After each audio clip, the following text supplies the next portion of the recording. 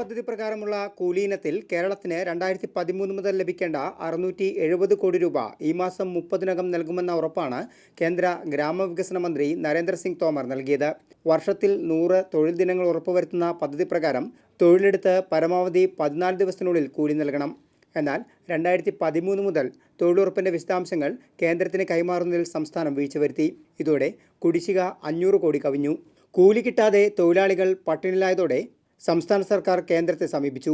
സമ്മർദ്ദവുമായി എംപിമാരും രംഗത്തെത്തിയതോടെയാണ് കേന്ദ്രം അനുകൂല നിലപാട് സ്വീകരിച്ചത്. കെ.സി. വേണുഗോപാൽ എം പി കേന്ദ്ര ഗ്രാമവികസന മന്ത്രി നരേന്ദ്ര സിംഗ് തോമറുമായി വിഷയം ചർച്ച ചെയ്തു. തൊഴിലുറപ്പ് പദ്ധതി സംബന്ധിച്ച കണക്കുകൾ കൈമാറുന്നതിൽ സംസ്ഥാന സർക്കാർ അലംഭാവം കാണിക്കുക കൂടിക്കാഴ്ചയ്ക്ക് ശേഷം കെ.സി. വേണുഗോപാൽ പറഞ്ഞു. 2000 കോടി രൂപ കേന്ദ്ര ഗവൺമെൻറ്റിന് കിട്ടുന്ന ഈ തുക കൃത്യമായി കിട്ടാൻ ആവശ്യമായിട്ടുള്ള സ്റ്റാഫ് സ്ട്രെങ്ത് ഉണ്ടാകണം. അതിനു വേണ്ടിയിട്ടുള്ള ഡാറ്റാ ബേസ്ഡ് അസറ്റ് കൃത്യമായിട്ടും കേന്ദ്ര സർക്കാരിൽ എത്തിക്കാനുള്ള ഒരു നടപടി ഉണ്ടാകണം. അതിൽ കേരള സർക്കാർ കൂടി ഉണർന്ന് പ്രവർത്തിക്കേണ്ട ഒരു ആവശ്യമാണിത്. എങ്കിൽ മാത്രമേ ഈ പദ്ധതി സുഗമമായി പ്രവർത്തിക്കാൻ മുന്നോട്ട് പോകാൻ പറ്റുള്ളൂ. മാതൃഭൂമി ന്യൂസ്, ഡൽഹി.